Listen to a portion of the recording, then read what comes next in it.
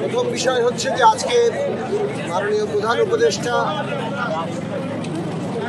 জাতীয় ঐক্যমত্য কমিশনের চেয়ারম্যান হিসেবে উপদেষ্টা মণ্ডলী, সংস্কার কমিশনগুলোর প্রধানদের সহ রাজনৈতিক দলগুলো, শিক্ষার্থীদের যে সংগঠন, তাদের প্রতিনিধিদেরকে আজকে ডেকেছেন এবং সেই আলোচনার মধ্যে কতগুলো প্রশ্ন এসেছে কিভাবে এই সংস্কার প্রক্রিয়া, নির্বাচন প্রক্রিয়া এগোবে। তার মধ্যে তিনটা প্রশ্নকে আমরা আমাদের দিক থেকে গুরুত্বপূর্ণ মনে করেছি যে সংস্কার প্রস্তাবগুলোর মধ্যে যদি সবাই যাতে পায়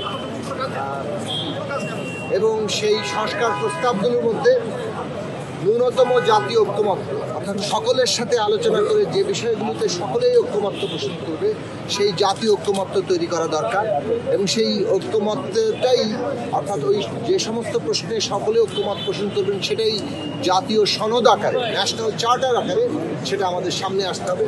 দ্বিতীয়ত হচ্ছে এই বিষয়ে একটা কী পদ্ধতিতে এগুলো বাস্তবায়ন হবে। আমরা আমাদের দিক থেকে বলেছি যে সংবিধান সংস্কার সভার নির্বাচনের মধ্য দিয়ে একটা টেকসই ব্যবস্থা হিসেবে যাতে এটা প্রতিষ্ঠা লাভ করে এই সংস্কার, সেই দিকে সরকার এবং সমস্ত পক্ষগুলো যাতে বিবেচনায় নেয় সেই আহ্বান আমরা জানিয়েছি এবং নির্বাচনকে এই সংস্কার প্রক্রিয়ার গুরুত্বপূর্ণ অংশ হিসেবে দেখা, সংস্কার নির্বাচন মধ্য দিয়ে, অর্থাৎ সংস্কার যেমন নির্বাচনের জন্য দরকার তেমনি আবার এই সংস্কার সম্পন্ন করার জন্য নির্বাচন লাগবে। কাজে এটাকে বিরোধ হিসেবে না দেখে আগামী নির্বাচনকে সংস্কার সম্পন্ন করার একটা গুরুত্বপূর্ণ অধ্যায় হিসেবে বিবেচনা করা এবং পরবর্তী এই নির্বাচনের মধ্য দিয়ে যে সংস্কার সভা গঠিত হবে কিংবা সংসদ গঠিত হবে সেই সংসদে যাতে এই সংস্কারগুলো, বিশেষত সংবিধান সংস্কারের প্রশ্ন, একটা নির্দিষ্ট সময়ের মধ্যে বাস্তবায়ন করাটা সম্পন্ন হয়, তার একটা বাধ্যতা তৈরি হয়, সে বিষয়ে অঙ্গীকার এমনকি আইন ও বাধ্যতা তৈরি করে। তিনটি বিষয়ে যাতে সকলে আমরা ঐক্যমত্যের জায়গাতে কীভাবে আসবো, সকলের মতামতের ভিত্তিতে সে বিষয়ে আমরা আমাদের প্রস্তাব তুলে ধরেছি।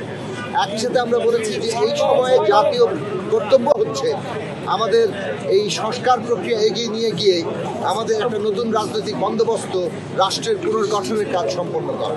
সেদিক থেকে জাতীয় সংসদ নির্বাচন, যেটা সংবিধান সংস্কার সভার নির্বাচন হিসেবে আমরা বলছি, সেটা এখন সবচেয়ে বড় অগ্রাধিকার। সেই অগ্রাধিকার বাস্তবায়ন করা এবং রাজনৈতিক ঐক্যমত্য তৈরি করা, এই দেশের ফ্যাসিস্টের ভবিষ্যৎ কী হবে সেই রাজনৈতিক ভবিষ্যৎ নির্ধারণের ক্ষেত্রেও রাজনৈতিক ঐক্যমত্য তৈরি করা, এইগুলো সরকার ফ্যাসিলিটেট করবে। সেই আহ্বান এবং সেই আশা আমরা সকলে মেনে রেখেছি। আপনাদের সবাইকে ধন্যবাদ।